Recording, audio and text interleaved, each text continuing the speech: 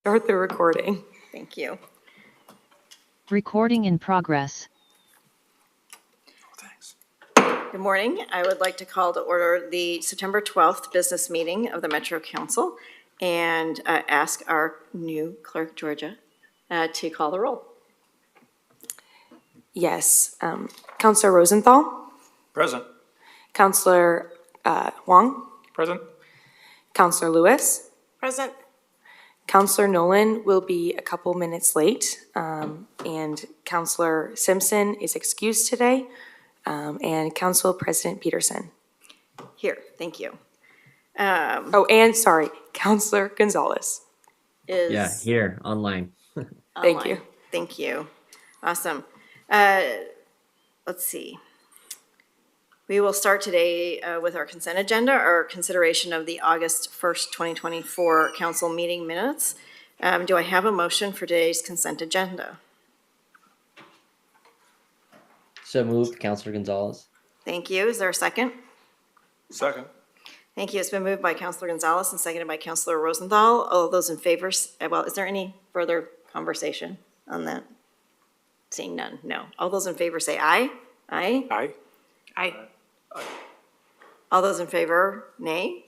Hearing none, the motion passes. Thank you. Ordinances, we'll move on to our first reading and public hearing for the purpose of annexing to the Metro District approximately 6.94 acres in Hillsborough on the north side of Northeast Schaff Street at the intersection of Northeast 62nd Avenue. Ordinance number 24-1518. And we have Glenn, we actually turn this over to our Metro attorney at this point to read the procedural requirements for this portion of the meeting. Thank you. Thank you, President Peterson and Councilors. Because this annexation involves a land use application that requires a quasi-judicial hearing, there are some additional procedural requirements that must be addressed. First, council members must declare a conflict of interest or ex parte contact prior to the staff presentation. If a councilor has a conflict of interest, they are not allowed to participate in the council discussion or vote on that application. If a councilor has had an ex parte contact, they must declare the substance of it on the record, and it is subject to rebuttal. Discussions with Metro staff are not considered ex parte contacts. Councilors will be asked to declare any conflict of interest or an ex parte contact after I describe additional procedural requirements. For quasi-judicial hearings of this type, Oregon land use statutes require that we provide the following statement of certain required procedures. Thank you, Georgia. I apologize. Under Section 3.09.070 of the Metro Code, this type of annexation into the Metro District boundary must be initiated by petition, which must be reviewed and acted upon by council following a public hearing. Public testimony at this hearing should only address the applicable approval criteria. The approval criteria are set forth in Section 3.09.070 of the Metro Code and are more specifically identified in the staff report, which is part of the packet of materials before the council. I feel like I'm in a sonnet here. The decision of council is final, although it can be challenged by filing a notice of intent to appeal with the Land Use Board of Appeals within 21 days of the final decision. If any person fails to raise an issue in person during the hearing or by letter, or fails to provide sufficient evidence to allow the council to respond to an issue, that issue may not be the basis for an appeal to LUBA. Failure of the applicant to raise constitutional or other issues relating to proposed conditions of approval with sufficient specificity to give the council an opportunity to respond to the issues precludes an action for damages in circuit court under ORS 197.796. Hearing procedures. First, Metro staff will present a short report. The staff report will describe the proposal, identify the applicable approval criteria, and summarize the staff recommendation. The applicant may then make a presentation in support of their application. Following the applicant's presentation, other persons in support of the application will be given an opportunity to speak. Opponents of the application, if any, will then have the opportunity to speak. And finally, the applicant may rebut any testimony from opponents. After that, public testimony will be closed. And after the record is closed to all parties, council members may discuss the request and ask questions of staff. A council vote will not be held until after the second reading. This hearing is part of the official record. In your testimony, please speak specifically about this application and how the criteria relate to the request. Please submit a copy of any written testimony, and we will maintain that as part of the record. Thank you. Thank you, Carrie. The case matter being reviewed is proposed ordinance number 24-1518 for the purpose of annexing to the Metro District approximately 6.94 acres in Hillsborough on the north side of Northeast Chef Road Street at the intersection with Northeast 62nd Avenue. For those of you following along, I inadvertently skipped over public comment on non-agenda items. I will come back to that after we finish with ordinance number 24-1518, and we will do non-agenda items then. With that, do any council members have ex parte contacts to disclose? No. Counselor Gonzalez, just online? No, okay, thank you. Do any council members have a conflict of interest to declare? No. Seeing none, we'll move on. Are there any questions for staff on this ordinance at this time from the council? Counselor I just Rosenthal. have one sort of question that I'm just sort of curious about. I know that cities have the, I noticed that this is an area that's surrounded entirely by Metro District. And cities have the ability to unilaterally annex if their boundaries are contained. Does that apply to us? We don't have that allowance in our code. Okay, I mean, historically, we wouldn't do it anyhow, but I just wanted to clarify. Thank you. Any other questions? All right, seeing none, I will now open the public hearing on this ordinance, number 24-1518. Georgia, will you please describe to the audience our procedures for the public hearing? President Peterson, I believe that we have a presentation as well. Correct? Yeah, maybe I'll just say a few words summarizing the staff report. Sure, that would be great. No problem. Yeah, thank you, President Peterson and councilors. I'm Glenn Hamburg, Associate Regional Planner using he, him pronouns. So as mentioned, the proposal before you this morning is to annex to the Metro District boundary approximately 6.94 acres in Hillsborough. More specifically, the territory is on the north side of Northeast Shaft Street, which for reference is north of Highway 26, just east of Northwest Helvetia Road, so if that gives you some sense. The applicant here is a private entity known as QTS Hillsborough 3 LLC. The criteria for annexation to the metro boundary are in Metro Code Section 309070 sub E, which are that 1, the territory be in the urban growth boundary, 2, that the territory be subject to measures that prevent its urbanization until the territory is annexed to a city or to service districts that will provide the necessary urban services. And then finally, 3, that the proposal be consistent with any applicable cooperative or urban service agreements that are adopted pursuant to ORS Chapter 195 and to any concept plan. So as outlined in the staff report included in your packet, this application before you meets all of these criteria for annexation to the district. The territory was added to the urban growth boundary back in 2004 with the adoption of Metro Ordinance 04-1040B. Hillsborough City Council is scheduled to hold a public hearing on September 17th, next week, to consider annexing this territory to the city and to Clean Water Services. That ordinance, if adopted, would also rezone the territory for urban industrial use. In the meantime, the property is in Washington County's land use jurisdiction and has an urban holding zone that appropriately prohibits its urbanization until it's annexed to the city. The prospective industrial zoning for this property would be consistent with the applicable city land use plan designation for it. So owners of the territory have consented to the proposed annexation, and notice of the proposal has been published in the Oregonian, posted on site, and mailed to owners of nearby property and to other interested parties. Staff have received no comments on the proposal. However, just one minor thing, and not related to the approval criteria, the applicant noted that in a map of a public notice for this proposal, some territory adjacent to the north, that mapping had shown that that territory wasn't yet included in the Metro District boundary. It has been included in the Metro District boundary, and we've corrected that in our GIS records. So any final ordinance on this proposal will include an accurate depiction of that map. Nonetheless, having found that the application here satisfies all of the approval criteria, staff recommends approval of the ordinance number 24-1518, but I'm happy to answer any questions you might have. Thank you, Glenn. Yeah. Apologizing for skipping over the presentation. I had my eyes checked yesterday, and they are bad. So we now know that they really All are good.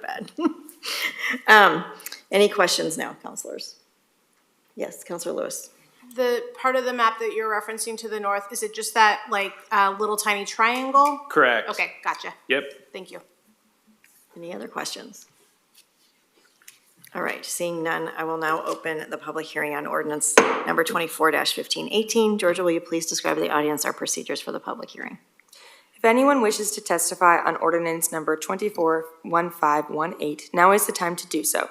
Public testimony will be limited to 3 minutes. I will manage a timer to go off at the 3-minute mark.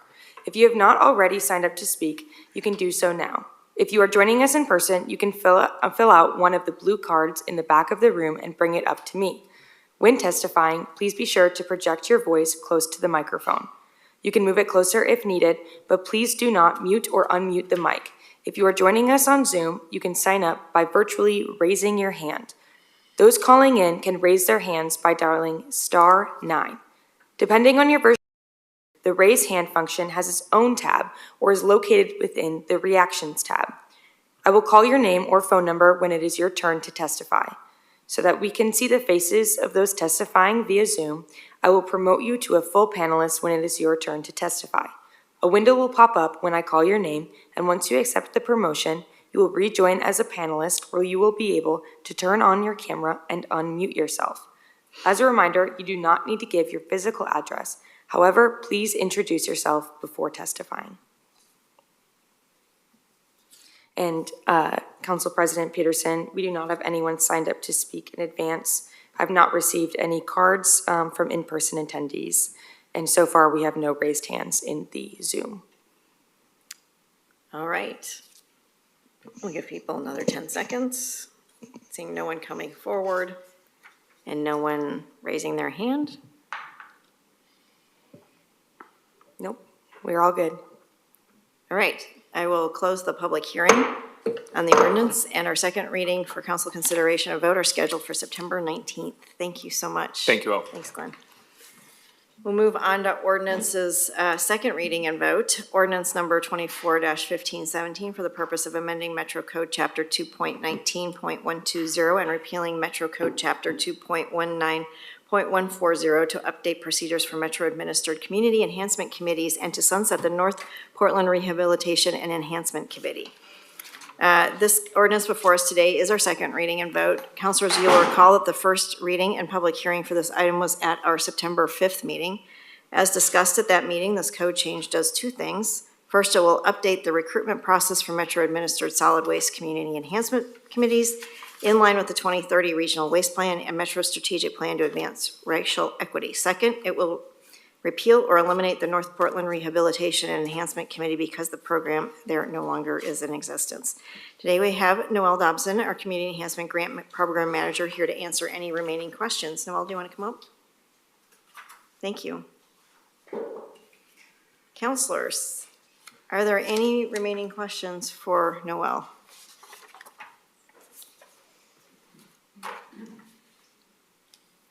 Do you have any final comments? No, appreciate your consideration. Thank you. All right, Counselor Lewis. Madam President, should we wait for the counselor to whom this district, is this a district matter? They are not here. Okay. It's a good question, but I would say we're ready to vote. Okay. Does anybody else have, would anybody like to delay this? I don't know that I want to delay it. I have to say that having read the materials and the letters and the responses, I'm not sure I entirely understand the issues or the resolution, or whether the issues have been fully resolved. So since I don't have that issue with the community enhancement programs in my district, it's a little hard for me to understand without the counselor from explaining it. I don't quite understand the situation, I'll have to admit. Counselor, in terms of not understanding the problem we're trying to solve here, or if you can clarify Well, I your question. understand the intent of the original ordinance, and then I understand the objections, and then I understand that there was a misreading of some of the wording as to who they could appoint. In other words, there was some statement that they could only appoint members of the neighborhood association, but then the real interpretation was they could appoint other members of the community who weren't members of the association. Has that been changed, or has that been resolved? That's been resolved. That was a semantic error in an earlier document, but it's all been corrected in the current materials. Okay. All right, well, welcome, Counselor Nolan. We're about to, if you have any questions on ordinance number 24-1517, we did have a question from Counselor Rosenthal on just trying to clarify some of the wording and that sort of thing, but do you have anything to add to this ordinance? Okay. With that, any other questions from other counselors? All right. Do I have a motion for ordinance number 24-1517? Move approval, Counselor Gonzalez. Thank you. Is there a second? Second. Thank you. It's been moved by Counselor Gonzalez and seconded by Counselor Nolan. Any further conversation? Seeing none, Georgia, will you please call the roll? Yes. Counselor Gonzalez, Aye. Counselor Wong, Aye. Counselor Lewis, Aye. Counselor Nolan, Yes. Counselor Rosenthal, Aye. and Council President Peterson. Aye, the motion passes. Thank you. Thank you, Noel. Counselors. All right, we'll move on to other business. Today, we have the 2024 Urban Growth Management Chief Operating Officer recommendations. Counselors, as you'll recall, over the course of the year, our council has reviewed regional demographic and economic forecasts as well as capacity analysis. We also held a roundtable to have conversation with stakeholders and interested parties about how we do how we come to conclusions when it comes to recommendations. And before us this cycle is a single proposal for expansion of the urban growth boundary from our partners at the City of Sherwood, which we have discussed at length. Over the course of our council recess, residents have also continued to submit public comment on the proposal. Based on the public process and the feedback we've gotten so far, our Chief Operating Officer, Marisa Madrigal, has issued a staff recommendation for council's consideration. I will turn it over to our COO. Thank you, President morning. Peterson, and good morning, Council. And I just want to begin by thanking you, Council President Peterson, councilors, Metro staff, and the countless stakeholders and community members who have given their input on the 2024 Urban Growth Management recommendation. I'm joined today by staff from our Planning, Development, and Research Department who will be sharing the details of the recommendation to Council. But it's important to put what we are going to share with you today into context. This is not the work of a single person or perspective, my own or any individual staff member. This is a recommendation that has been informed by a large team and many voices, including planners and researchers at Metro, members of the Urban Growth Report Roundtable, CORE, and the UGB Youth Cohort, hundreds of stakeholders, and importantly, it is aligned with other broader policy goals Metro has, such as increasing the availability and affordability of housing and good jobs in our region. As such, this recommendation seeks to balance lots of different opinions and perspectives, some of which are compatible and others that may be in conflict with each other. It was designed to give you, as the council, an informed place from which to begin your deliberation and the flexibility to acknowledge those different opinions and develop your own. Part of the challenge is that as a regional body, Metro's perspective is fundamentally different from that of any single jurisdiction within our boundary. Our job is to be responsive to a wide and varying range of needs on the part of different metro area residents. We've done our best to present a recommendation that we believe sits at the intersection of the data, stakeholder alignment, and our collective expertise. But at the end of the day, this is just a recommendation. Metro Council may choose to accept, reject, or modify the suggestions here.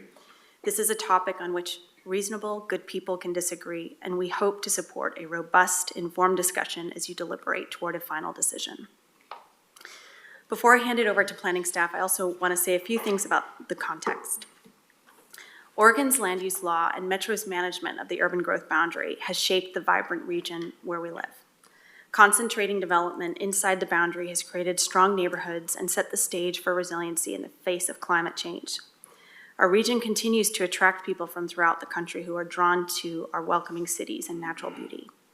And poll after poll shows that people value living here for those same reasons. A regional perspective must consider the protection of those values.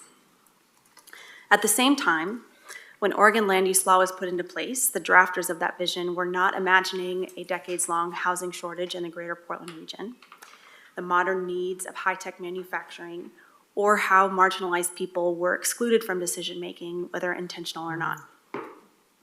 This recommendation seeks to acknowledge the various dynamics shaping this moment in time. It considers the need to provide family wage manufacturing jobs using the statewide semiconductor task force recommendations, along with specific regional analyses to make a case for industrial land. It recognizes that we are in a housing crisis, not just subsidized affordable housing, but a shortage of all housing that is now unattainable for many middle-class Oregonians. And this is not just an Oregon problem, it's a national crisis, even in traditionally affordable Midwestern cities. In Kalamazoo, Michigan, longtime residents with six-figure incomes are struggling to afford housing.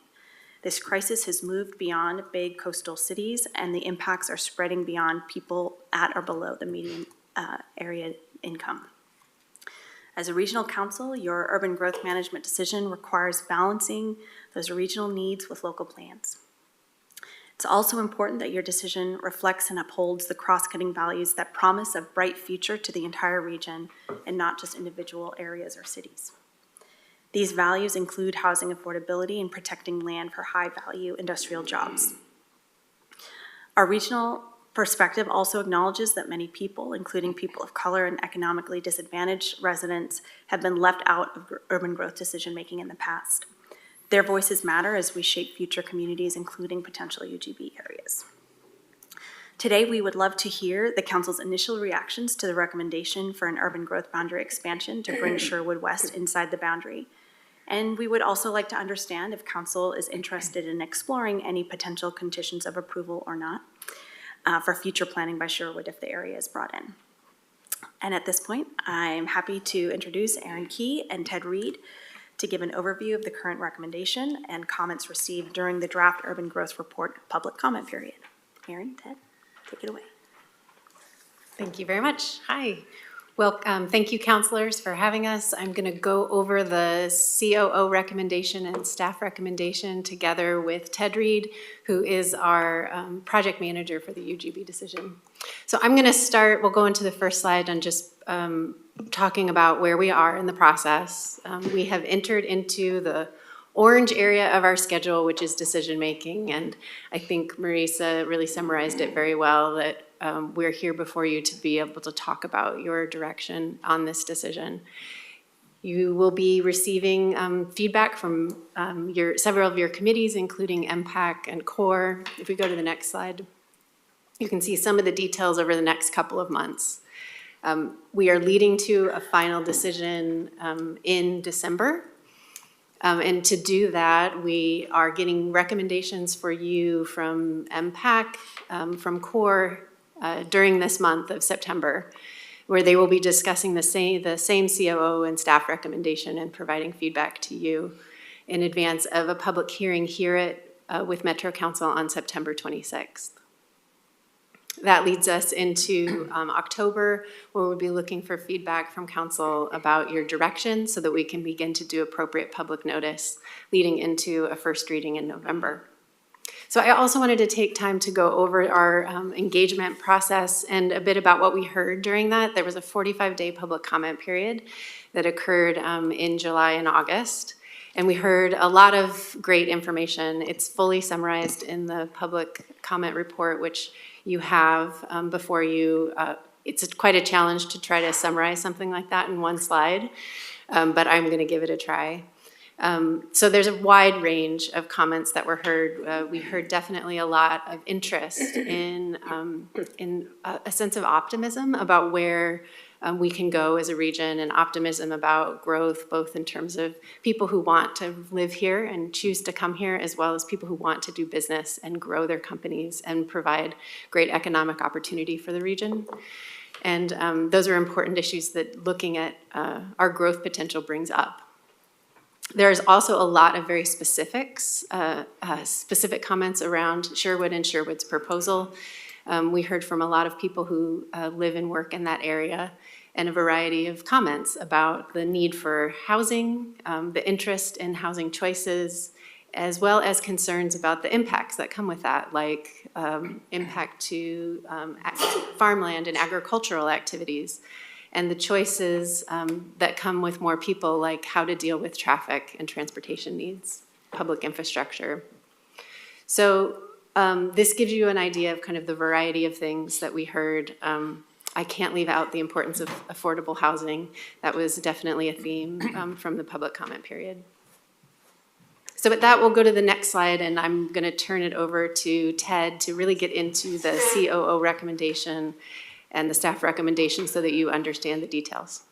Thank you, Council President Peterson. Councilors, as Aaron mentioned, I'm Ted Reed with Metro's Planning Development and Research Department.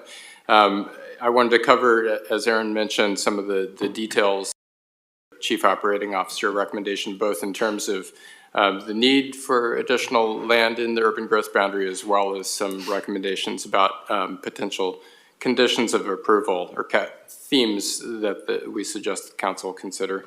That first question about need for additional land, you'll recall that we released a draft urban growth report this summer on July 9th that contained our analysis of future population, household employment growth, as well as all of our inventories of buildable land.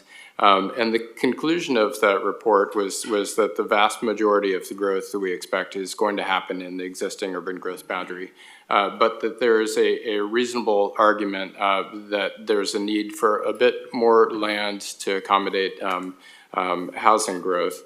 The Chief Operating Officer recommendation that you have in front of you is that there is a regional need for capacity to support another 1,000 to 5,300 homes. So this is, again, a small portion of the future housing needs, a need for more land to support that.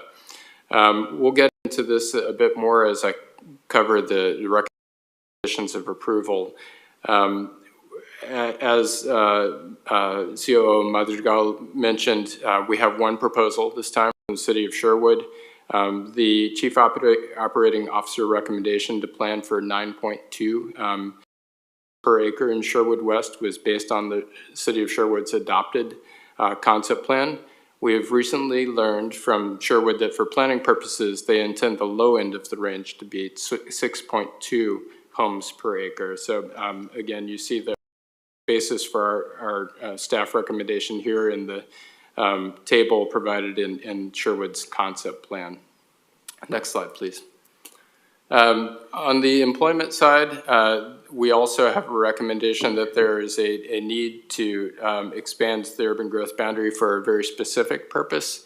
You'll recall that the draft urban growth report found that in aggregate, there's sufficient industrial land already in the urban growth boundary, but that many of those parcels are of relatively small size. So the average lot size of industrial lands in the boundary today is 3.8 acres. The median lot size is 1.7 acres.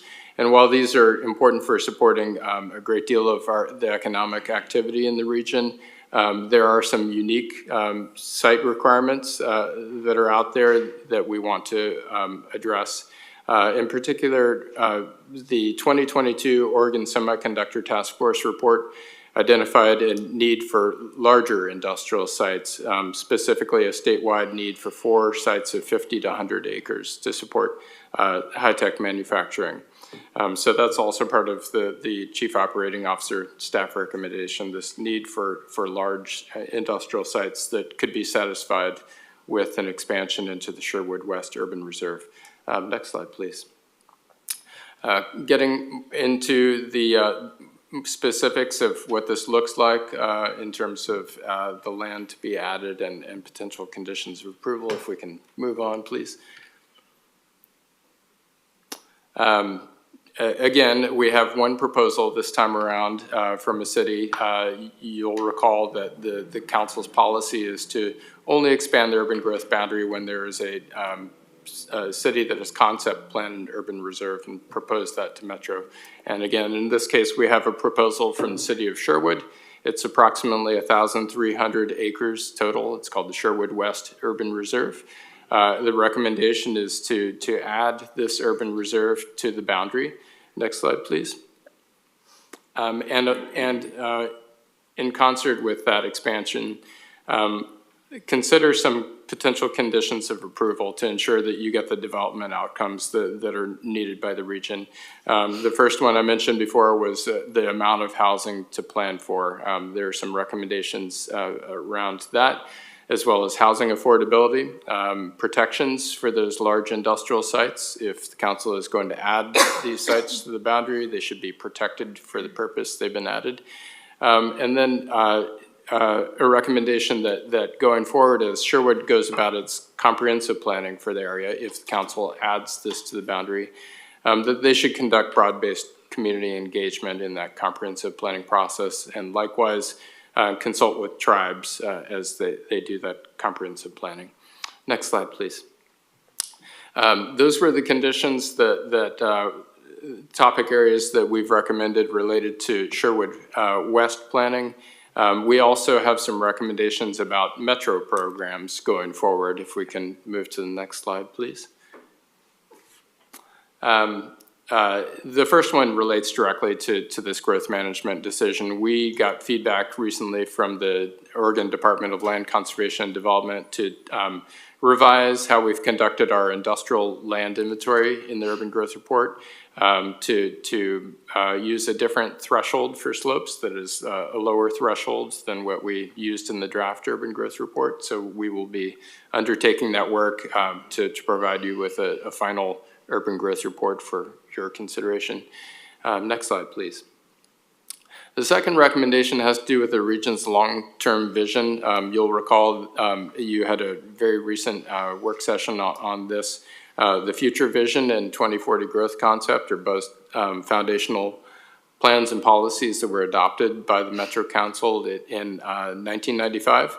And they have not undergone significant updates since then. They do not touch on relevant topics like racial equity and climate change, for instance. So there's a recommendation here that the region should undertake this effort to update those foundational plans. Next slide, please. A few things going forward that we heard about in this growth management process.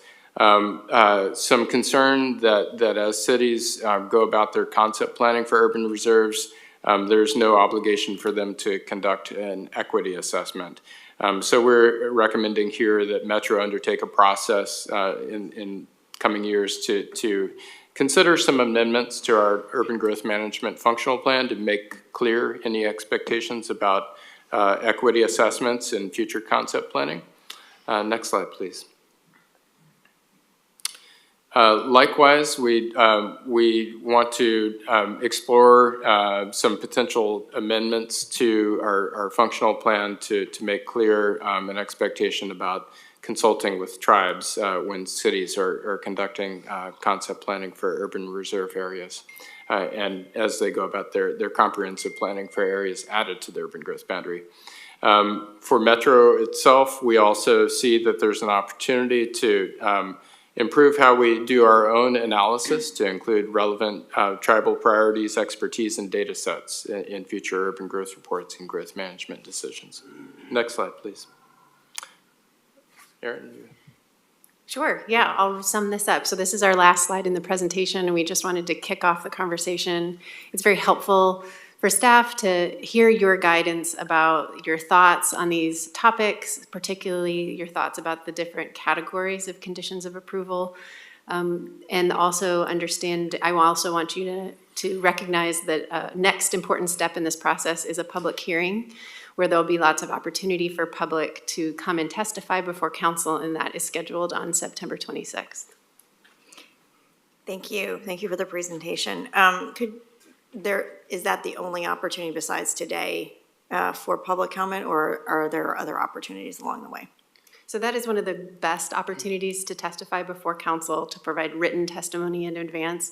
There's also opportunity before the MPAC meeting.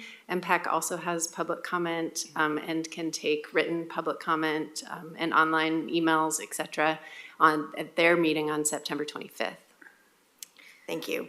And the final deadline for the decision is the end of December. That's right. And we could add in more public testimony if we felt like we needed to. Absolutely. All right. There will be, is there, when, at the, I assume that there will be opportunity for comment before the council's first reading in November and first and second readings in November and December. Typically, we will do a public comment or a hearing in connection with the first reading of an ordinance, not typically with the second, because that's the adoption ordinance, and so that allows, council doesn't have the ability as much to maybe react to those, but certainly it's as a matter of law, you could do that if you wished. Thank you. I'm going to turn it over to councilor comments, and I'm pretty sure we all have something to ask questions on or to comment on. So we'll start with Councilor Lewis. Sure, and I'm gonna hold back on my broad comments. I just have a timeline and public Okay. input. Okay, awesome. Comment. I'd like to go kind of down the line if we could. Yeah, on your train of thought, though. Thanks. So we have, notice requirements to certain sets of individuals in proximity that go out in October and in early November. Obviously, that's gonna elicit questions and the desire for the people who receive those notices to weigh in. We've already done our one hearing. What's the venue for responses to questions that come from those notices? The opportunity to bring those, to testify before council will be at the first reading in November. November 21st is the planned date. November 21st. Yes. Okay, thank you. Any other questions on timeline, testimony? Seeing none. Why don't we just go down the line? Councilor Nolan, do you want to kick us off on any questions or comments? And then we'll just go down the line and then go to Councilor Gonzalez. I am hoping, Madam President, that we will have several times to weigh in. This is one of the most important decisions this council will make. And I think it's worth dedicating the time to it.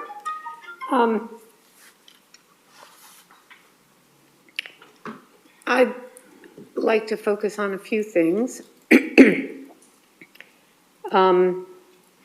The summary list of topics for conditions references affordability of housing.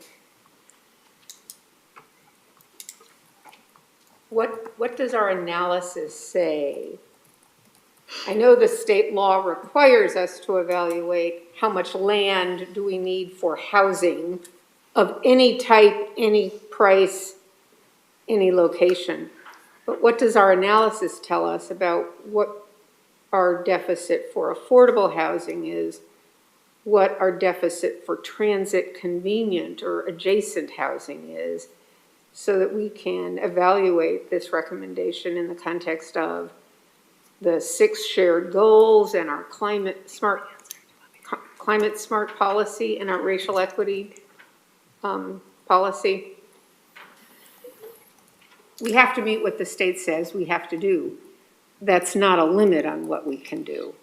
And I'm looking for information that would inform our ability to compare this recommendation with our existing policies that have been adopted by this council and previous councils.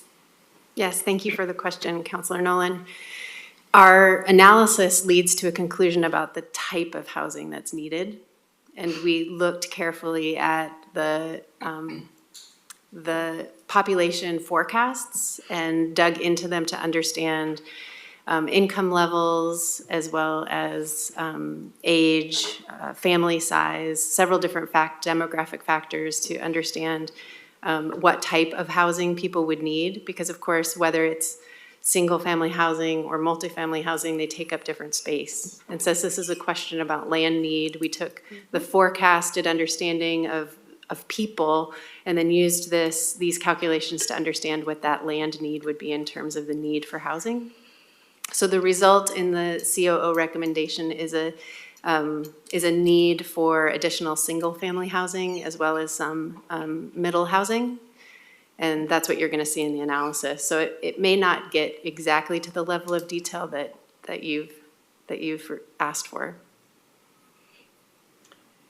If I might just follow up on that, I'm not sure I'm understanding you. What's the basis for a preferred need for single-family housing? And are we talking about 55% as compared with 45%? Are we talking about 95% should be single-family and 5 should be cottage clusters? Councilor Nolan, a lot of that analysis boils down to our assessment of the various life stages that households the growth that we'll see in households, or what life stages they'll be in, what their income levels will be, how large the household itself will be in terms of the number of people.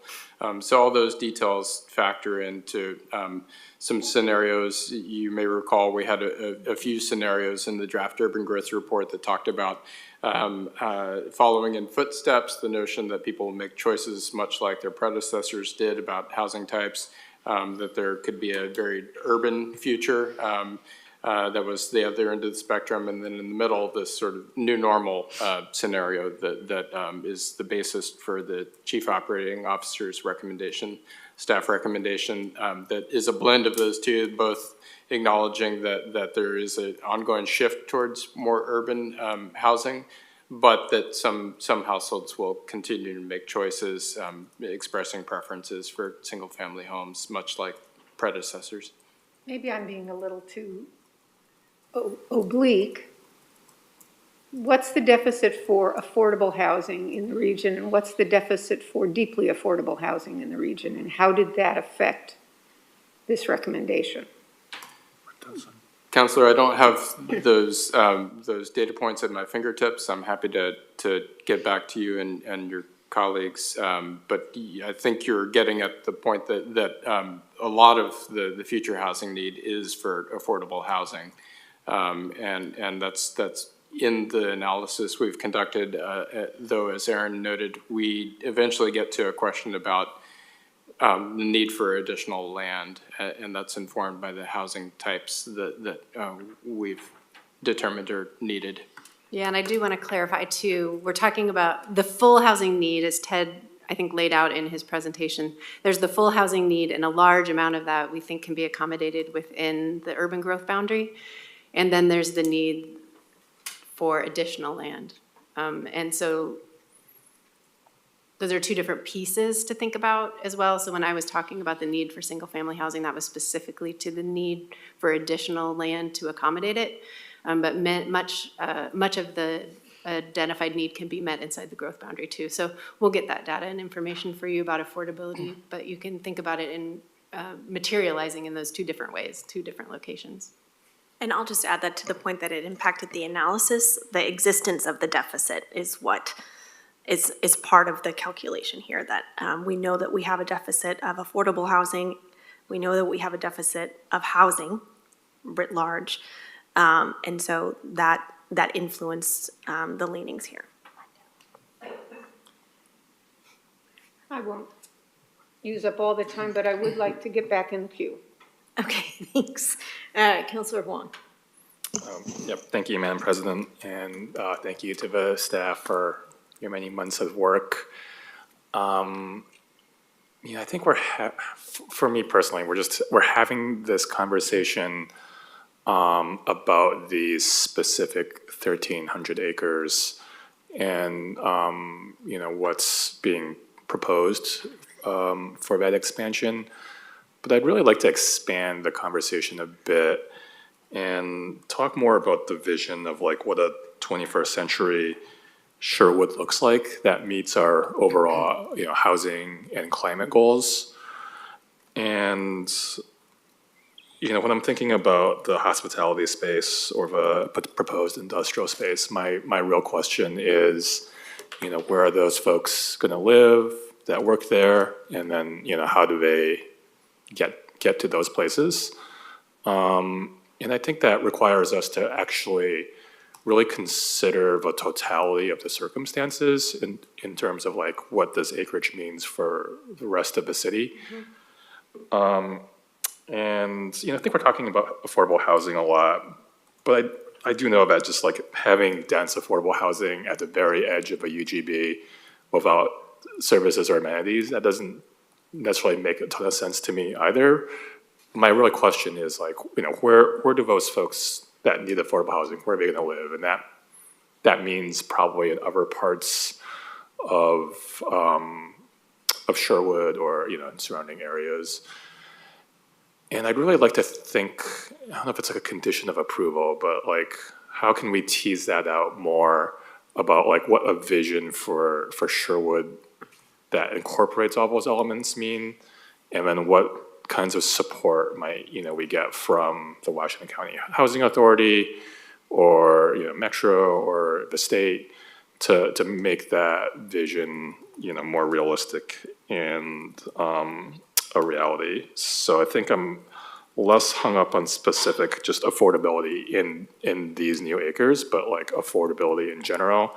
And I was really kind of heartened by you know, Mayor Rosner from Sherwood talking about some various plans. You know, they just received the EPA grant for cleanup, and I'm just wondering like how we can articulate how that all fits together, that kind of meets our goals. So I just wanted to just like take a step back and have a better grasp. And I don't know if our authority like extends to, you know, other parts of the city. That'd be a question I have of like, how do we just have a broader discussion of, you know, where our values align and how we can make those kind of work out in reality instead of just focusing on these specific areas. I'm not really sure if that's possible from a technical level, but that's kind of where my head is at.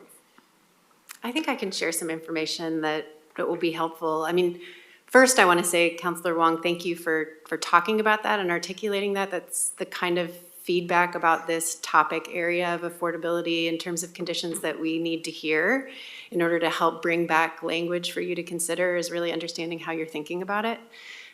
So I can't tell you how that would materialize into language until we have some time to work on that and bring something back. But what I would like to share with you is that when thinking about conditions of approval, historically those conditions focus on what that city can do in their comprehensive planning process, in the planning that continues after a UGB decision, to put in place parameters that will likely lead to the kind of outcomes that are important for the region and that are related to this UGB decision.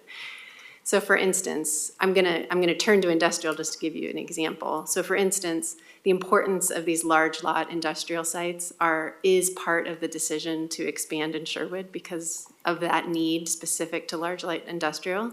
So putting a condition, for instance, that's one of the other categories, about the protection of this industrial land, and asking Sherwood to do that in their comprehensive planning process, to put local regulations in place to make that happen, ensures that the regional need that's being met through the expansion is then gonna happen on the ground.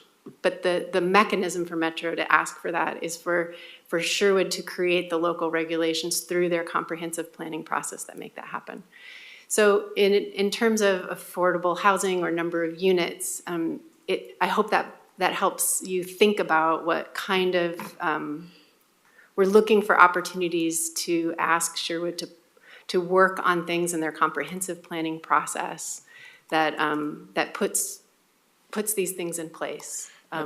It's not typical that we would require something that then we would go out and measure after things are built.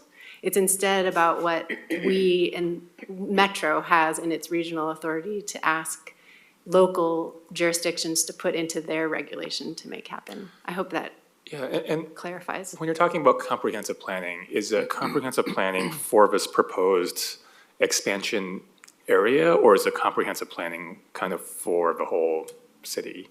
Yeah, good question. It is generally specific to this expansion area, but what they are doing, the action that the local government will take is making a change to their comprehensive plan for the city to plan for this particular area. So in a way, they are opening up their plan for the city to include this new area. So it is very specific to that area. It will lead to specific zoning requirements in that area. But I guess in follow-up to your idea about how can council talk about what Sherwood does beyond just this expansion area, but what they're doing in their city, that's something that's feedback that is helpful for us to take and then work with and see what we can bring back to you. Yeah, I mean, if there's like, if we're doing broader comprehensive planning and, you know, the overall plan is we're gonna, you know, put affordable housing where, perhaps downtown or wherever where there's closer transit access, and there's a plan for that housing to get to, you know, grocery stores and maybe have a hospitality district for work.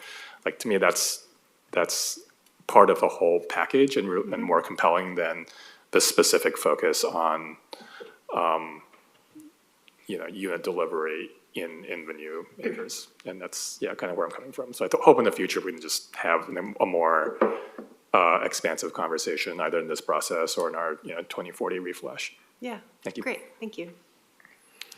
Great. Counselor Lewis. Sure, thank you so much. I want to first thank you for the work that was done, and I think, you know, we've seen this multicolored slide with the star that has bounced from the left to the right now for a year and a half. A year and a half?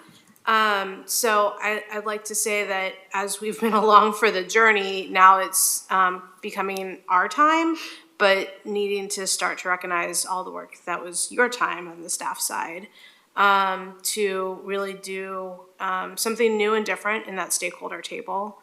Of the 9 meetings, I was able to attend 3, beginning, middle, and end. And so in that journey, I think it was the first time that we've really offered a very diverse group of interests a peek behind the curtain as to not only the math, but also the art that goes into building the basis for these decisions. So thank you for doing that. I think that is deep, but then we also have the desire to go broad. And so when we look at broad, I look at the 311 pages of input that we received in the constituents who decided to either send us an email, speak to you in person, or fill out a survey. And in some places, I think we absolutely aced it. Like, I'm actually very surprised that more younger people than older people filled it out. We actually got more renters than I assumed, but we still weren't evenly split renters and owners. So there are places that I hope that in the future we can do better at getting our survey out and having it not just be, here's a survey opportunity, but like, actually, we're gonna hold your hand through the input process. But taking the survey into account, people aren't expecting Metro to just do what Metro needs. They're expecting Metro to help bridge the gap between the state's expectations and the local expectations. Statewide, we have a governor who has a very ambitious goal, but rightly so, about how many homes are gonna be created. And then at the local level, we have folks who are very concerned about specific parcels, specific intersections, specific pieces of land, habitat, neighborhoods, and community. How do we bridge that gap? When I think through what the state's expectations are, I guess I think through the last housing conversation where within the housing context, the state said, here's the ways you can pierce the current UGB. And I guess my question would be how the state layered in affordability and density in a way that isn't reflected in our local process. And I want to underscore that the density numbers shifting by Sherwood is a concern to me, but of greater concern is an actual commitment to housing actual people of all income and to actually not have a city that's just governed by, we're not gonna change, because we're all having to change. So when I hear that, the city would like to build out at no more density than they have, I'm not saying that the edge is a place where the deepest density is appropriate, but being thoughtful about how they're going to meet the goal, help us meet the goal of 150,000 units in the next 20 years. 150,000 divided by 24, which is how many cities we have, is 6,250. Not saying that's the right number for Sherwood, because it's definitely not the right number for Johnson City. It's definitely not the right number for City of Portland. But let's just say they had a number. They're not gonna get there with this. So, we've gotta see a willingness to partner to get where we need to go as a region. But I think this is a good start. I would like to continue the conversation, and in particular, once we're through this, have a more intentional conversation about how land use fits in this kind of newer frame that we operate within at Metro, and within bridging those local and more statewide goals. Thanks. Thank you. Counselor Rosenthal. I was waiting to see if staff had any response. Oh, do you have any response other than? Yeah. My response is that that's very helpful feedback to understand your thoughts and ideas, and I agree with a lot of what you said. So thank you. Okay, thank you, Madam Chair. First of all, I want to set a little bit of context, and I will have a question at the end of this. But the first context is recently the chair of the council for one of our cities, for Happy Valley, which is a city that's been growing and building rather rapidly, said, you know, this 1,300 acres is sort of a drop in the bucket when it comes to the overall urban growth boundary. It's really not that big a deal. I mean, it's a small area, so it's not, it isn't a world-shaking kind of thing. And then I also want to add a comment or a consensus, I guess, that I heard this morning from the West Side Economic Alliance is they're questioning, their concept is that by planning for a middle range, sort of slow growth, we're going to be constraining the growth that we might like to see if we do more technological advancement in the future. And they're questioning, and I don't know if they've submitted formal comments, seems to be that the low growth that we have is probably insufficient for what we really could have, and it would constrain any positive growth that we might have. But of course, they're an economic alliance and they support growth. So with that context, I look at this a little bit differently in a sense. I look at it from a climate standpoint. We say that we need industrial lands, and they have some industrial lands that we say that we would certainly like to have inside, developable. They're somewhat, I would say they're level 2 availability in terms of, because there is planning through this process for at least water and sewer. That I won't get into transportation right yet. But I look at that, it would seem to be from us, from a climate standpoint, if we planned for adding industrial lands on the fringe of the urban growth area, and we didn't also allow for some additional housing, particularly multifamily and lower and higher density housing than we currently have. In other words, it would be requiring people to commute longer distances if we add industrial lands without adding housing lands nearby or adjacent. Maybe we'd require it all of King City or of River Terrace too, I don't know, but it would seem illogical to add industrial job lands without adding some nearby accessible employment lands. So the question gets to me is what kind of housing mix is Sherwood planning for? I don't think we can expect them to solve all of our housing needs, all of our land needs. This is just one proposal. But is it correct to assume that, and I believe they've made this assumption, that the non-single family housing units are likely to build up to the highest density possible, and that density would be approximately 9.2 dwelling units per acre. And I think they've also made and correct me if I'm wrong, they've also made the assumption that the single family detached zoning is also likely to come in at somewhat higher than the nominal density due to the state regulations or the state requirements for allowances of duplex, triplexes, and so forth, and ADUs. Are those correct assumptions? In other words, they have said their planning number is 6.3, which is lower than what their current density is, but their concept plan seems to allow for a density and some would say a likely density of around 9.3 or 9.2 dwelling units per acre if market conditions are as we think they might be. It is correct to assume that the concept plan has a range of housing numbers about how much housing it would produce. So it is correct that looking at the Sherwood proposal, there are many unknowns. So the Sherwood proposal talks about different zones, as you've said. There's both single-family homes. They have some very special zones that are specific to middle housing, cottage clusters, as well as multifamily housing. And when you are producing a planning document like that, you don't know what will actually be built.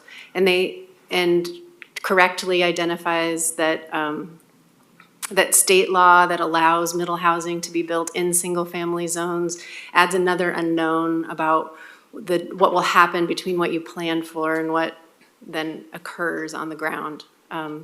So there's definitely, when you're at this early place in planning, it is very difficult to know what will actually be produced on the ground. What's important is that we as planners and as we're thinking about the region, that we put in place expectations so that we get the best outcome possible. So I think you're getting at a heart of the question in terms of number of housing units and as a condition is setting that so that it both supports the local plans and the community that have participated in those plans and will likely result in the amount of housing that, as you've said, is necessary to support that good balance between employment and land and housing land. I guess my question is a little, if as I've heard that their current density is 85% single-family dwelling units, and the proposed concept plan talks about 55%, I believe, single-family dwelling units, with the rest 43% or whatever it is to multifamily or other higher density developments. What leverage or what conditions can we have that maybe don't guarantee that, but certainly make that more likely or make that highly likely so that we end up with a higher density? In other words, and with a housing mix. In other words, concept plan is one thing, actual zoning is another thing. Mm-hmm. And Yeah, so that's right. how do we bridge that gap between the concept plan, which seems to provide for this concept of having housing of various sorts? How do we help Sherwood get from there to actually having that kind of mix? Well, I can talk about what we've done in the past. So in the past, Metro has put conditions related to amount of housing that dictated a number that said, please, not please, but city, you will plan for in your comprehensive planning process for this number, at a minimum of this number of units. That's how it was with your decision for Tiger River Terrace 2.0. It's also what was in conditions for the 5 areas that were brought in 2018. So what number would we give them? So the COO's recommendation, I don't have it right in front of me, but the number is between 3,000 and 5,000. And what Ted was bringing up earlier is that that what Sherwood has said is that lower number is more like 2. So we're talking a range between 2,100 something and 5,000. So that's the place of council to decide on that condition what number is the right number and how you want to word it. Okay. And Erin, just, could I clarify there that the CAO recommendation doesn't specifically recommend a condition on the number of units, but rather it assumes, based on what Sherwood submitted, that this bringing this in would create, 3,000 to 5,000 based on what their plan is. Is that correct? Yes, thanks for clarifying.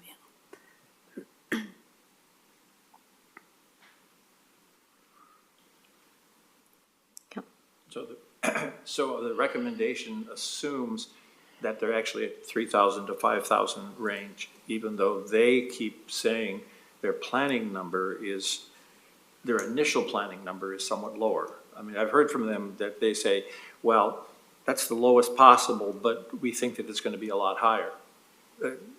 We still have that gap between that 2,000 and that 3,000.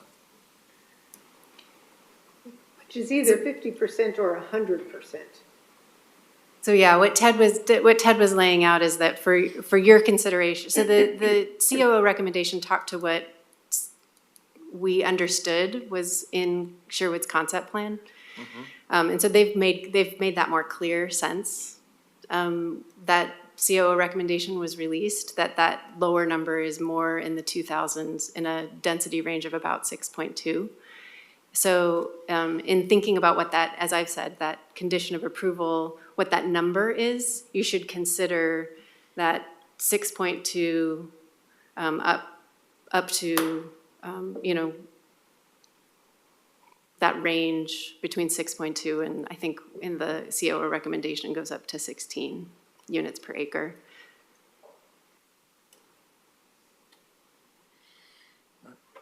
I'm sorry, have I confused you more? No, it's not confusing me, but the question is, I understand all of their categories have ranges. And if That's right. if development were to occur at the lowest range, they would end up at 6.2. That's right. That does not seem to be their goal or their expectation. Their expectation seems to be that all the multifamily units will develop to probably closer to the higher density. Do we believe that's a correct assumption or not?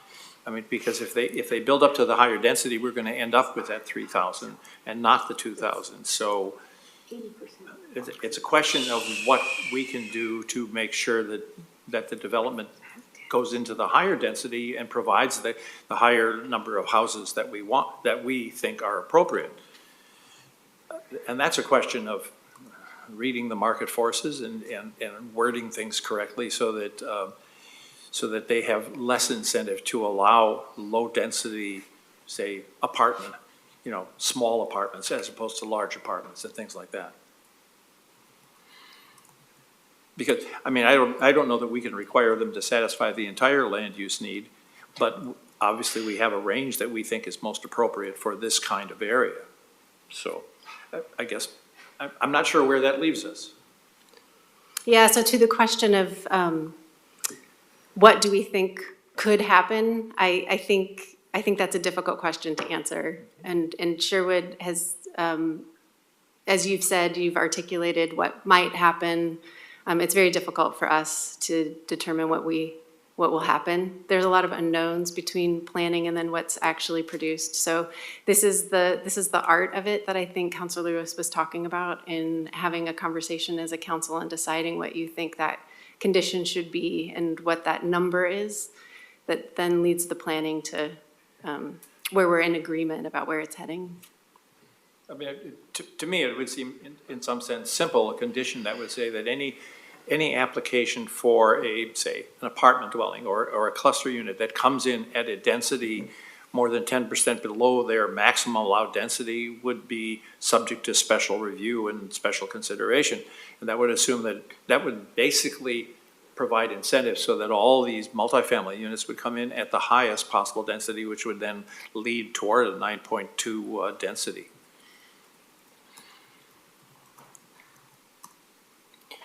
Okay. Thank you. Yep. We'll move on to Councilor Gonzalez.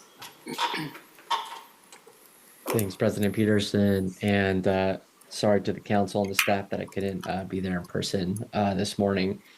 I feel pretty fortunate to have been able to listen to all the points shared so far, and I really agree with what Councilor Nolan mentioned to kick us off in terms of this being one of the most important decisions that this council and like this body as the council that we are now will make. And, there are a whole level of policy questions that come to my mind that we as a council, need to continue to deliberate and discuss for, for our region and our constituents. But first, I want to really thank Marisa and our staff, our planning staff, Aaron and Ted for uh, uh, carrying this work to this point. And, I think before I kind of get into the specifics about Sherwood, the items that I'm thinking about, like in terms of high level policy questions, is, one, acknowledging the severe housing shortage that we experience as a region, as a state, and acknowledging that that's something that this council has the ability to work on. There's another aspect of policy that is not necessarily within Metro, but I think we influence, which is, the value of home ownership, addressing displacement and people that are being priced out of the Metro Service District and, going either north or south or east or west, but still commuting here because of the economic gravity of where we are. And also, continuing to cement our role in technology and in our strong economy while also balancing for all the other priorities that we have. So, I guess like at a high level where I'm at is, you know, how we maximize this request from Sherwood, but then also accelerate all the 100,000 units plus that you mentioned are within the urban growth boundary. Because I think that it has to be a yes and you're going to keep hearing that from me.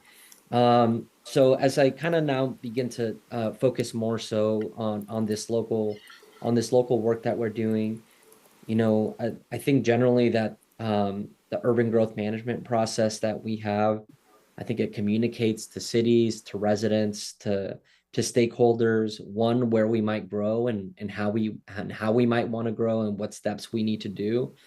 And I think that Sherwood's proposal, from my perspective, has met those expectations. They've been planning for a significant amount of time, given the criteria that we've set. And I think importantly, the plan that they're proposing does adhere to our values of comprehensively planning new areas and building and planning new communities. So anyway, on the conditions, I'm looking at three areas. One is affordability, two is kind of the industrial employment lands, and the third is engagement. The first on affordability, I think Metro has made it pretty clear over the last 8 years or so that we believe in a regional approach to affordability. And I think that inherently means that every city and every community has a role to play in addressing regional affordability.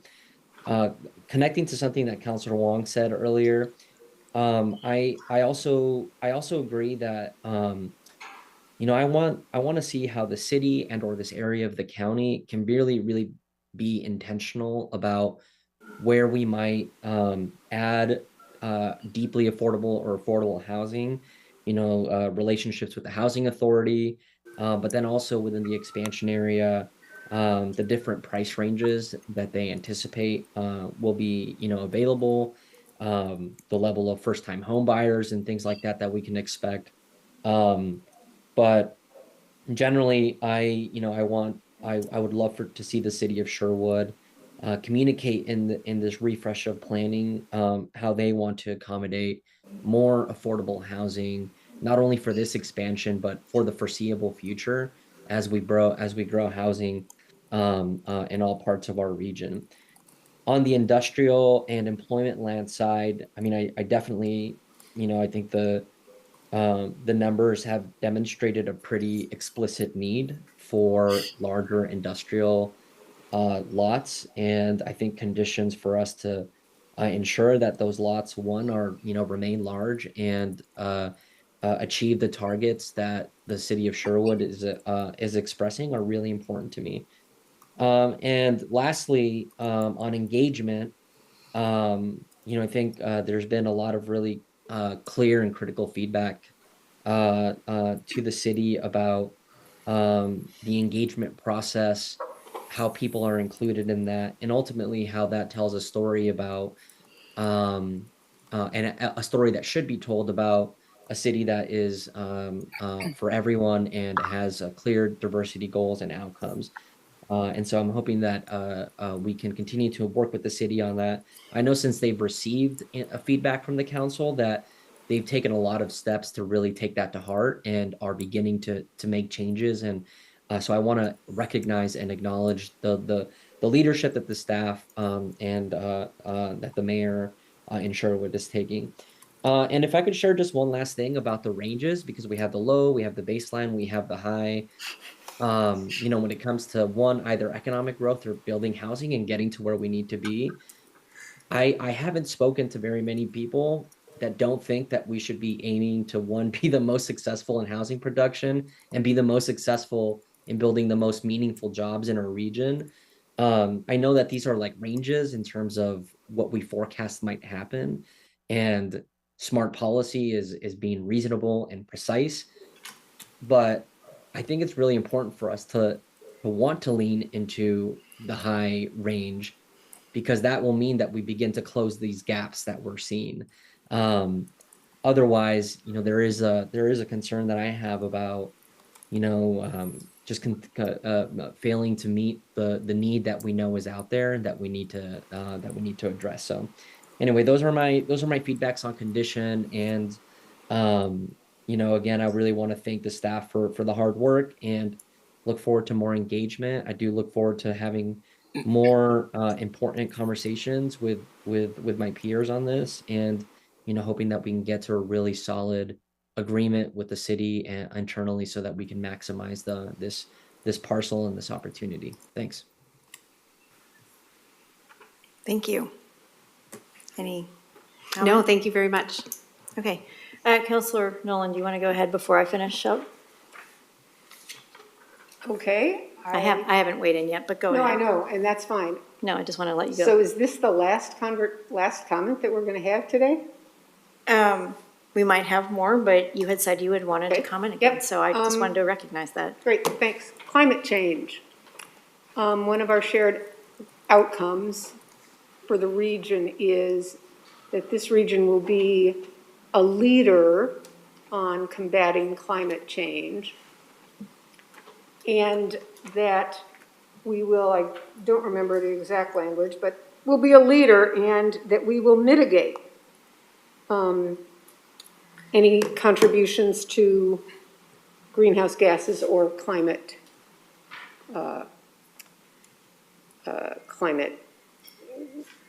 global warming.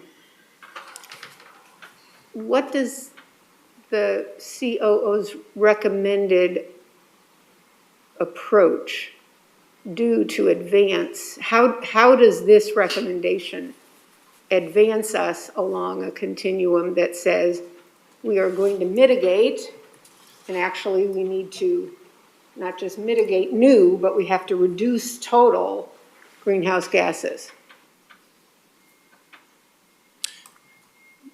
Councilor Nolan, I can start and perhaps Aaron has some other thoughts. Getting back to there were some comments about keeping in mind the sort of scale of the proposed expansion area versus all of the other housing that we expect in the region, all of the other development we expect. And that's the case in our analysis. The vast majority of the growth we expect is going to happen in our existing urban growth boundary through dense mixed-use development. And time and again, studies have shown that that's one of the most important ways of positioning a region to reduce carbon emissions. And so that's very much at work here in this recommendation, the analysis that, again, most of the growth by far is happening in that form. So, excuse me, Mr. Reed. Mm-hmm. Does that mean, because does that mean that the COO's recommendation includes steps that Metro should take to assure that most of the growth happens within the existing urban growth boundary by way of planning grants or prioritization of infrastructure investments. I didn't see that in the report, in the recommendation. Counselor, this is our assessment based on a lot of analysis of what development is likely to happen given plans that have been adopted to date. We expect that a lot of the growth can be accommodated in our existing urban growth boundary. I think specifically, if I I could. understand that it can be. The question I asked was, what does this recommendation do to assure that that happens? Yeah, I think one of the places is in the COO's recommendation to Metro staff or that council to give direction to Metro staff to work on the 2040 growth plan update and the future vision update, because this is an opportunity to dive into the region's growth over time. I think it's encapsulated in that. There's also the opportunity for you as a council to put additional conditions and suggestions for things that you want staff to work on. And that might be a place for the items you've listed, including planning grants, to be discussed. And that's really helpful, and I'm looking forward to the 2040 update process. But I am still interested in,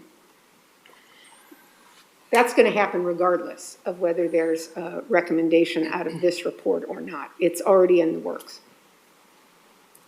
Maybe the answer is none, but I'm looking for what actions or recommendations or conditions or expectations or grant fund prioritizing or infrastructure prioritizing does the recommendation make that will assure that the region's overall growth is accommodated while reducing greenhouse gases produced in the region? And I originally asked whether there is something specific to the Sherwood concept plan. Did you analyze whether the Sherwood concept plan would likely lead to a net reduction in greenhouse gases, or is it likely to result in a net increase that has to then somehow be accommodated somewhere else in the region? I'll just jump in. I believe that we did not analyze the greenhouse gas impact of this expansion in this report. That is outside the scope of the report and the recommendation.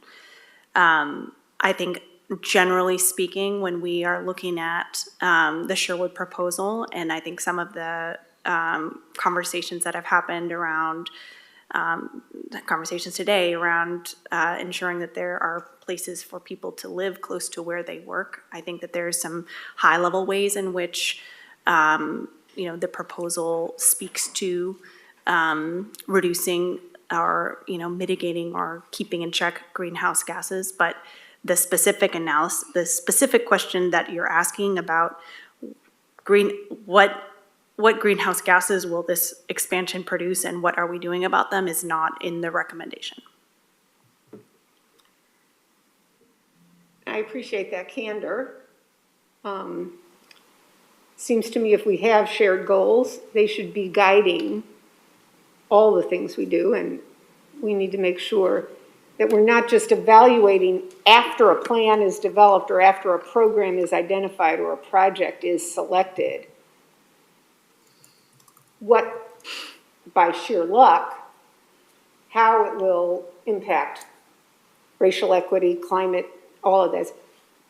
It should be endemic. It should be in the foundation of how we are defining everything we do. It should mitigate climate disaster in identifiable ways. And it should be built up from the foundation to do that. Same with racial equity, same with a prosperous economy. Coming back and doing an evaluation later about whether it hit the mark is unlikely to get us where we collectively have said we want to get. Thank you. Councilor Rosenthal. Yeah, just the climate issue is a big issue. It's something that we need to take very seriously. I agree with Councilor Nolan on that. I would offer my opinion that if we were to approve an industrial expansion without a residential expansion, we would certainly have a much worse outcome than if we were to approve them together. I want to remind people, maybe most people don't, some people don't realize that the triangle between Wilsonville, Tualatin, and Sherwood has gotten to be a fairly large, high-tech sector, and it's something that we in the district are very happy about. There's such, it's Twist Biosciences, there's Lamb has major introductions. And we do not have a transportation system that serves that area from the rest of the region. So we have two choices. Either we come up with a vision that provides the service to that, such as extending the Southwest Corridor all the way to Sherwood, or we try and provide more housing of the appropriate size and the appropriate cost in that area. And that, now, one would question whether Sherwood is moving as aggressively in that direction as they should, but their plan seems to at least recognize that need, that we need more workforce housing for the kinds of employments that are going on in that area, that are being developed in that area. So I just think we have to take that into consideration. We're not going to we can't expect Sherwood to solve our entire climate issues. We need more mass transit, and that requires perhaps some sort of transportation concept for that whole west side, where we're putting in 30,000 homes, or 15,000 homes and 50,000 people, and we do not have a mass transit system that serves that area, or that serves even the Intel area. So we have a lot of work to do to reduce our greenhouse gases, and I think that we are a little behind the 8 ball on that. Thank you. Councilor Lewis? Sure, thank you. I guess I wanted to revisit the way that we're talking about the difference between 6.2 or 6.3 and 9.2. And that staff have been extremely professional on our end, and I want to thank you for that, because I think it's a little bit of a rug got pull out from under you situation, and the opportunity here for us to be very clear and concrete so that we can't have this happen again. When I look at numbers that have been written on paper for 9 months to a year, I'm going to take that at black and white face value, and that's what you did. So I just want to thank you for your integrity in this conversation so far. When I am hearing and responding to the need to look at everything we do through a lens of climate change, for me, it's always going to be answered in complete community, and if we can do that work at the edge. And I do think we can through planning, but the question is the market there and ready to, make sure that there's grocery store, make sure that there's childcare, because I think we've answered like housing plus employment, but housing plus employment does not yield complete community. It's the amenities, it's the childcare, it's the maybe not dry cleaners, that might be outdated. But it's those daily and weekly stops that we need to be within a bike ride, a walk, or a single coordinated, easy and short trip.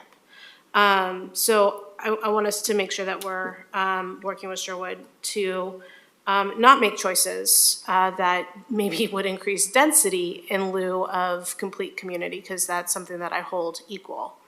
I think about the recent housing tour I did with City of Wilsonville, and you've got the great example of Villebois and Frog Pond, and then Town Center, and how each of those three developments link together.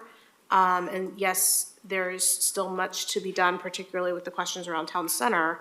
But I look at what they've done in Frog Pond, where they have square footage goals where 60% of the square footage will be 1,500 square foot cottages or small homes. I think that's a way to address affordability, first-time homebuyer opportunities through some really intentional and creative planning. And I would like Sherwood to look at that kind of solution. Because I don't think it's about just shoving the density requirements in multifamily, and instead it's looking at explicitly housing types. You've got City of Sherwood with multiple types already. You've heard them say that they're excited about cottage cluster.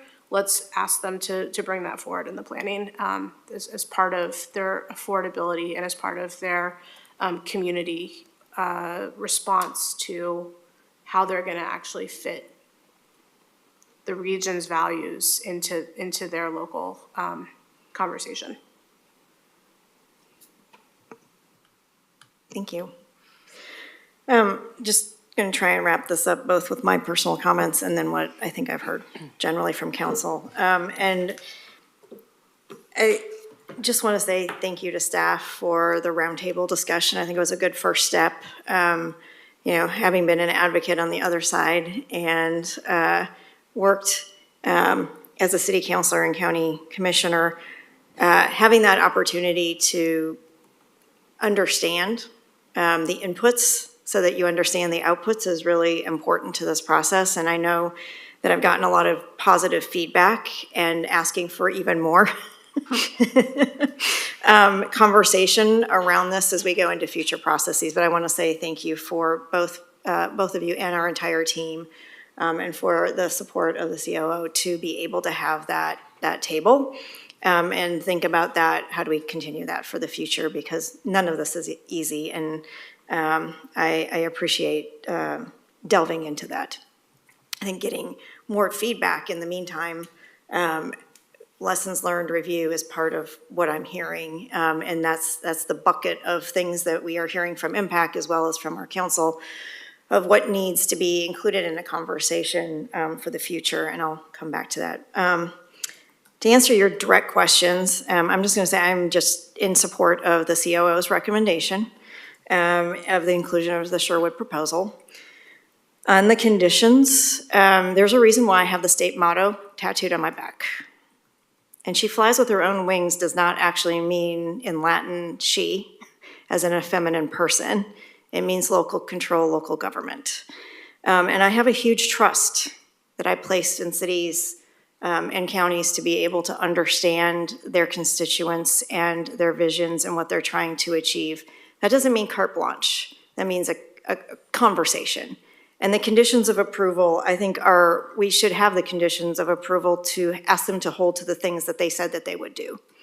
And ask them to continue the work that they are doing on affordable housing and really for the entire city, to be able to carry forward more community engagement and that they've committed to already, to be able to achieve the highest of densities that they feel that they have talked to their community about and can achieve pragmatically in this market.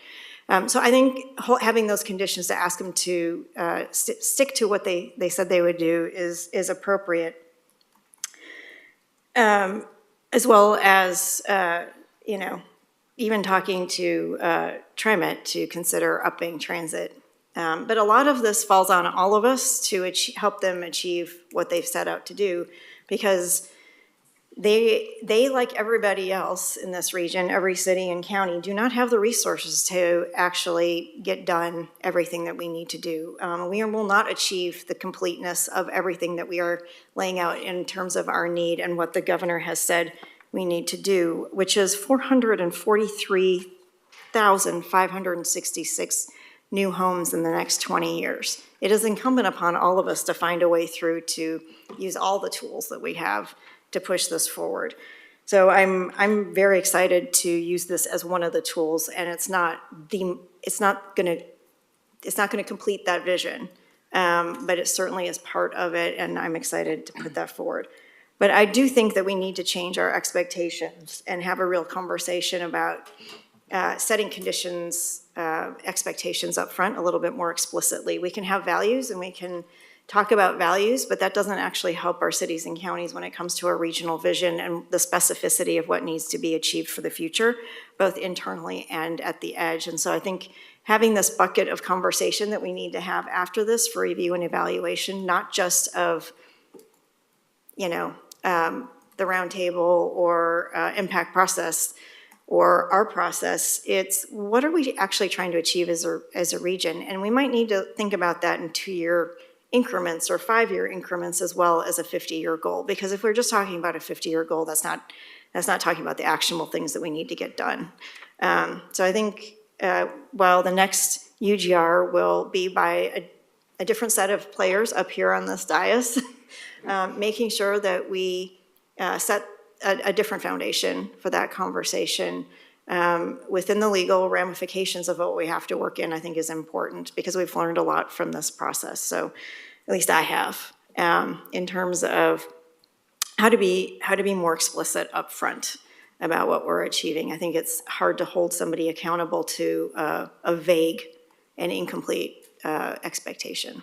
But I think the city of Sherwood has done a good job with the grant that we gave them, with the expectations laid out at that time. I think that they had a very deep conversation with their community. I think they have done a great job trying to add new zoning types in order to achieve these new goals. And I think like all of our jurisdictions, whether it's infill or an expansion, are gonna need help financially from the state on infrastructure in order to achieve any and all of this and meet the higher goals that we've laid out, whether that be for climate change or whether that be for density. But achieving a complete community is actually on all of us, not just one city at the edge. So I hope that helps. But I think what we're hearing in general is, how do we hold them accountable to the things that they've laid out, and finding some language in there. And we'd love to see that kind of language come back, and then we can have a conversation around that language. Yes. Yes, if I can, thank you, counselors. All of that feedback is really important and helpful to staff to take back and work on possible conditions of approval to bring back for your consideration. And thank you for the gratitude you've shown towards staff. And I just want to mention a couple of people who aren't in front of you. Lots of folks worked very hard to make the roundtable happen, and a lot of the work that went into the UGR, and I can't name them all. But I really want to thank all of staff that participated in that. We fill rooms when we have staff meetings with everybody who participated. The roundtable in particular, and many of the reports that you've seen, happened because of the hard work of Laura Combs. And Georgia and Ted here participated in those too. And so I just want to spread that gratitude to the many staff you don't see in this room.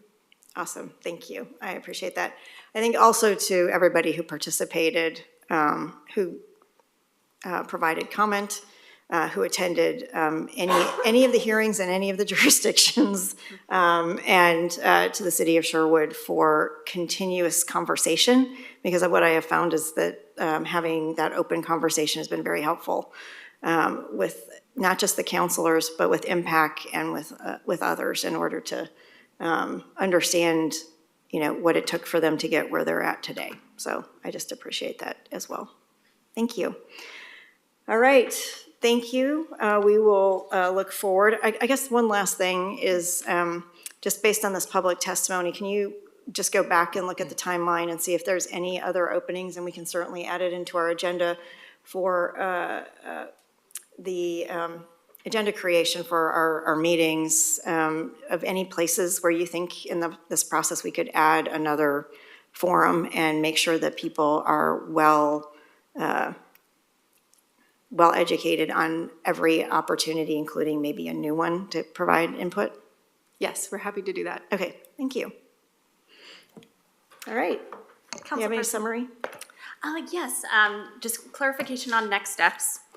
Would you, I'm hearing that there is support for inclusion of this expansion area in the urban growth boundary, so we can go forward with that assumption as we are bringing additional information for your deliberations. Would you also like us to develop some draft language around affordability, or just kind of documenting, President Peterson, as you said, what Sherwood has said that they will do and what that might look like? Yeah, I mean, I think if I were to specify, and council can, weigh in, on industrial land, we want to make sure that there's some, I'm going to get the word wrong, I was going to say big parcel, large lot, some sort of large lot condition of approval. I know that the city has asked for a little flexibility just in the way their land is laying out on the ground geographically. What if somebody bought 50 acres in the middle? How does that then apply? Because they want to succeed in meeting expectations. So large lot, I think that the affordability, the city has laid out that they would like to have an affordability plan and work with Washington County, at least that's what I've heard on that. And then also to meet their density goals, their planning density. And I think this is where we need to get really specific, is that I think they want to meet their planning density goals. And I think they have interest in looking at beyond that, at what the market will actually accommodate. So however we can word their expectations of what they are able to accommodate. But I think we're getting hung up, and I think this is a thing for future, the future conversation. We talk about densities in general or units in general, but we aren't being specific about planning density, actual density, the effects of HB 2001 and whether they were included, and this is just where we are in time and space, and that's okay. But I think as we go forward, we're gonna need to really dive down into what our expectations are on these, and be more specific about what we're talking about. And I think that's created a lot of the confusion. So, what did I miss? Oh, the outreach, both to tribal interests as well as looking to improve, just like we all are improving our conversation with communities of color. And transit, Councilor Simpson had mentioned, and I should bring up, since he's not able to attend, just the commitment to work to see if we can get, I would actually make it on both of us, that Metro will work with them to make sure that there is better transit in the future. Going out that way. Did I miss anything? Perhaps some climate analysis as well? For the future, in our big conversation? Yeah. Good. Or for Sherwood to do as part of their plan. Their Again, getting at that complete community, yeah. The comprehensive land use plan.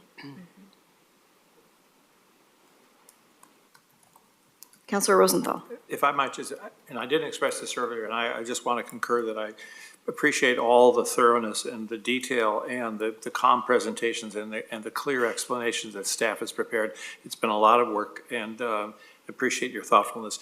As for the conditions, I think when the conditions and trying to get them to live up to what they say they want to do, whether you use a number of units approach or whether you use something like I suggested, some limitations on how they approach the density in each one of their categories, I think that's something that you're going to have to decide which is the best kind of language and which is the most practical to go forward. And we look forward to your recommendation.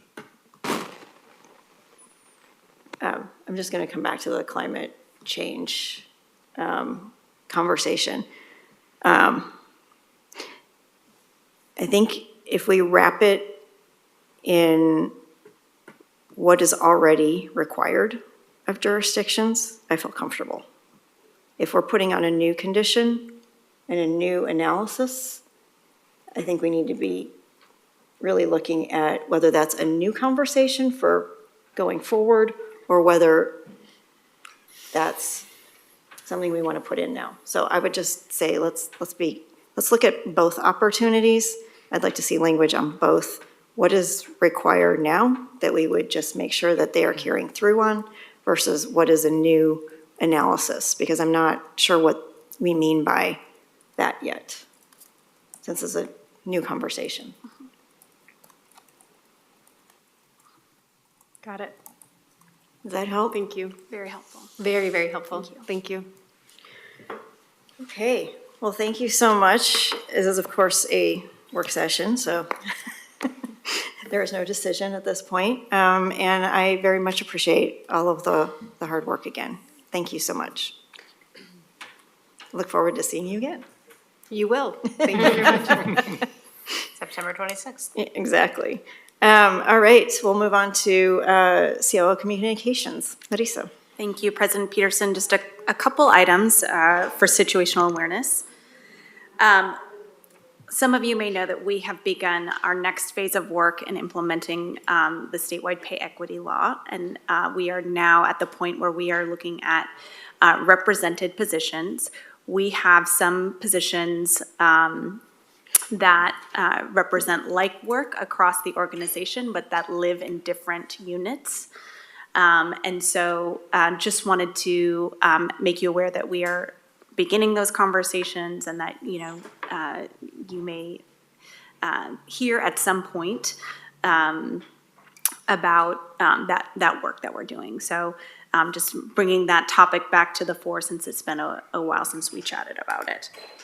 And then the second thing is that we implemented a new timekeeping system at Metro, and I want to give a shout out to, is it okay? Are we okay? Did I say something? No, I just, we have to circle back to public comment.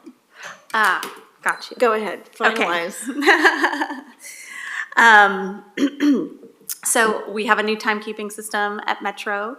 I want to thank specifically Heather Ann Brommel and IT staff, timekeeping staff across the organization, managers, supervisors, and staff who are all punching in and out in our new system.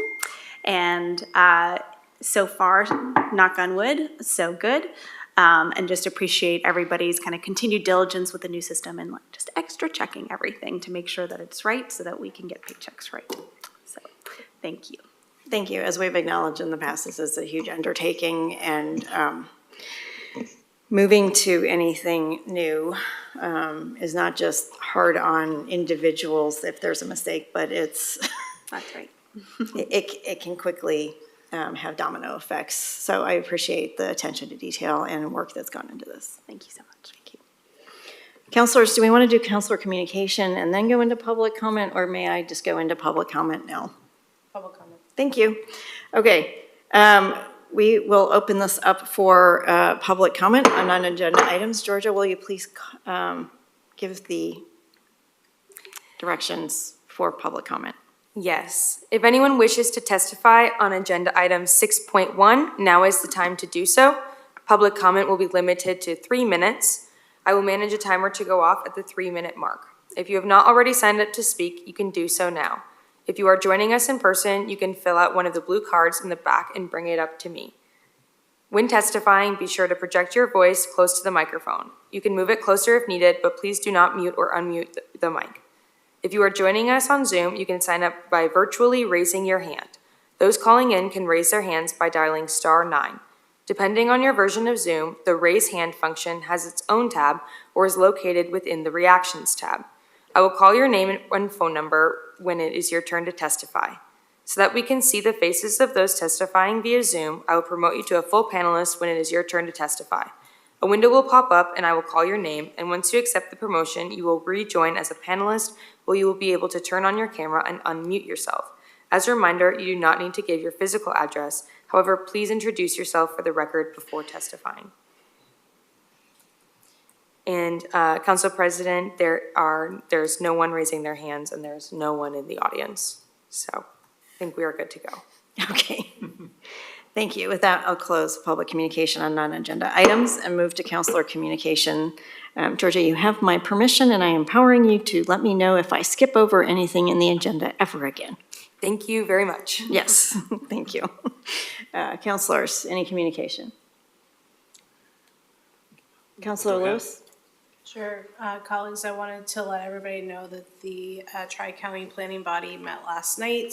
It was a very productive meeting in which we looked over the plan for which of the plans and budgets are going to come in front of us at which meetings, because obviously we have all 6 plans either with contracts out or with plans for operability within the end of this year and first half of next year. So the body also welcomed 2 new members and they were integrated seamlessly thanks to the leadership of the co-chairs.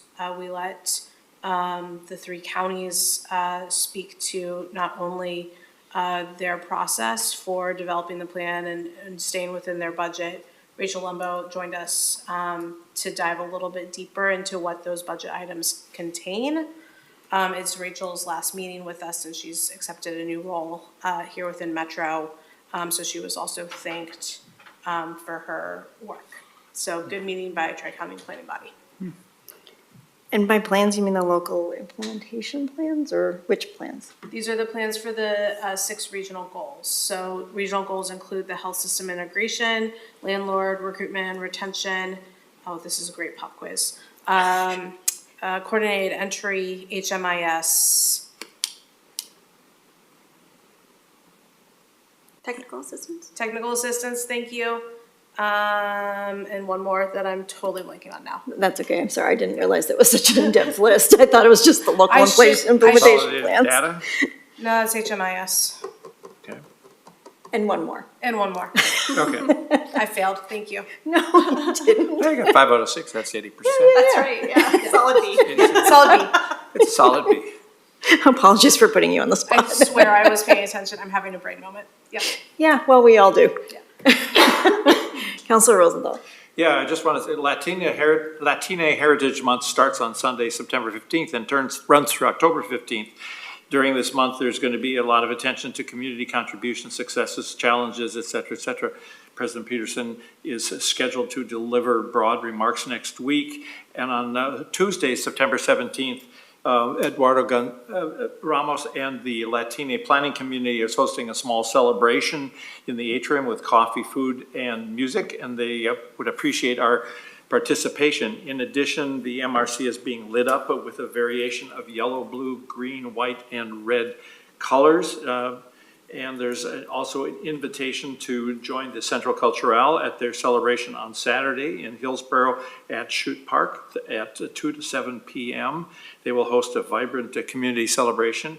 Also note that the Hispanic Metropolitan Chamber is having a gala tomorrow evening at the Hilton Hotel. That's usually a fairly lively event. And this is the 15th, or this month is the period when a large number of Latina countries have independence celebrations or celebrations of formation, including, Guatemala and Belize and Mexico and so forth. So it's an important month to recognize. Thank you. Anyone else? Really good at the order. All right, seeing no hands raised here and no hands online, we will adjourn, and our next regular scheduled meeting is Thursday, September 19th, this year at 10:30 a.m. Thank you.